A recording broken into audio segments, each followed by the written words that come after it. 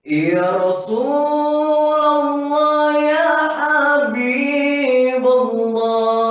terimalah kami sebagai umatmu.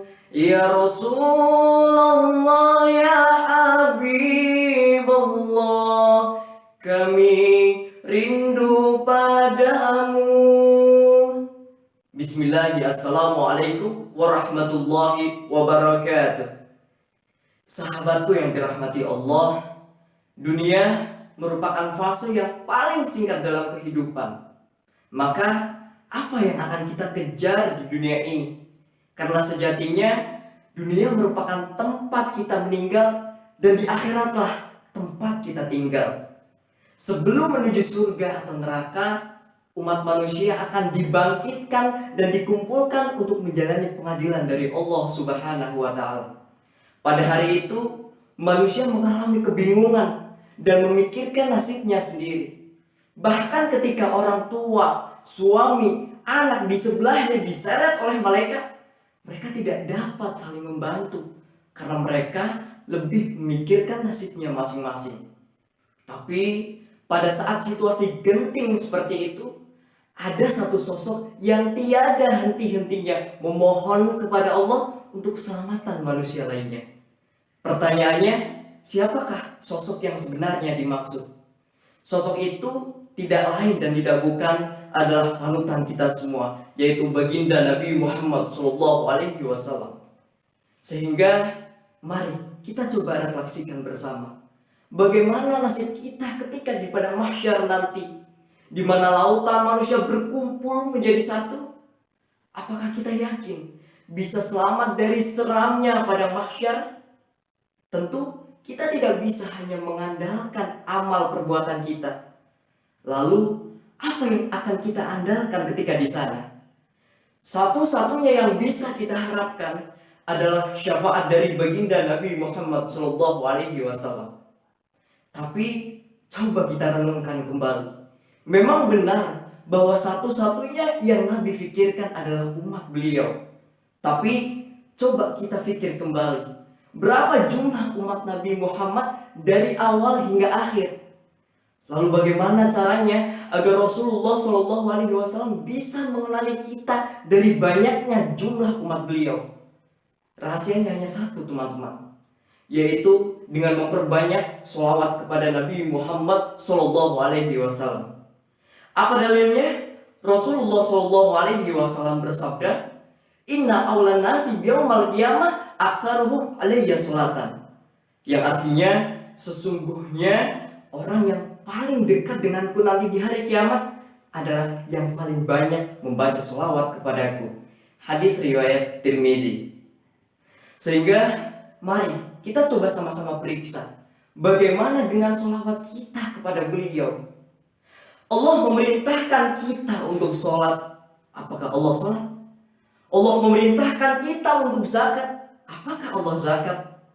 Allah memerintahkan kita untuk puasa dan haji. Apakah Allah melakukannya? Tapi Allah memerintahkan kita untuk bersolawat kepada Nabi, dan Allah pun senantiasa bersolawat kepada Nabi Muhammad SAW. Jadi Allah sudah dulu bersolawat kepada Nabi sebelum memerintahkan kepada orang-orang. Lalu dilanjutkan oleh para malaikat, dan setelah itu diperintahkanlah untuk orang-orang yang beriman untuk bersolawat kepada Nabi Muhammad SAW. Allah berfirman dalam Al-Quran surah Al-Ahzab ayat 56. A'udzubillahi minasyaitonirrajim. Innallaha wa malaikatahu yusholluna 'alan nabi. Ya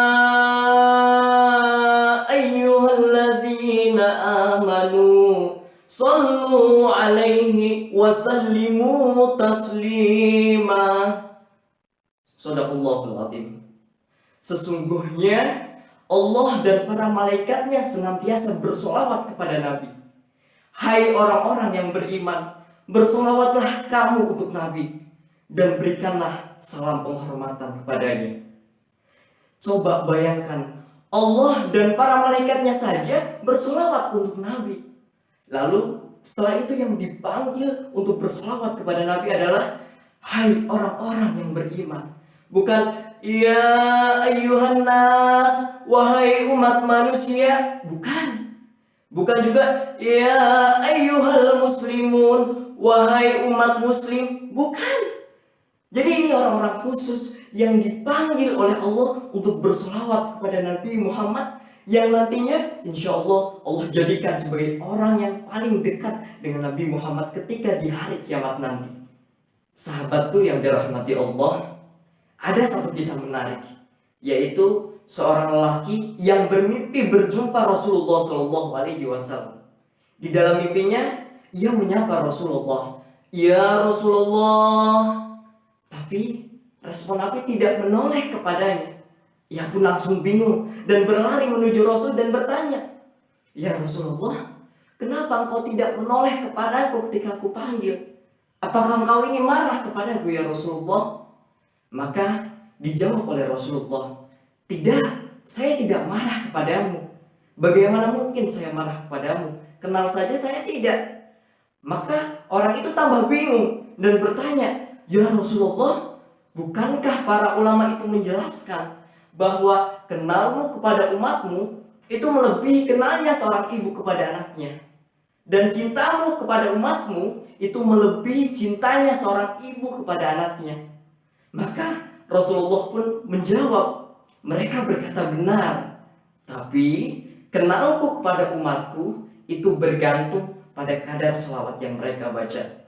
Masya Allah. Semoga ini bisa menjadikan pelajaran untuk kita semua, dan semoga kita bisa menjadi orang yang gemar membaca selawat, dan Allah jadikan kita semua sebagai orang-orang pilihan yang nantinya menjadi orang yang paling dekat dengan Nabi Muhammad SAW ketika di hari kiamat nanti.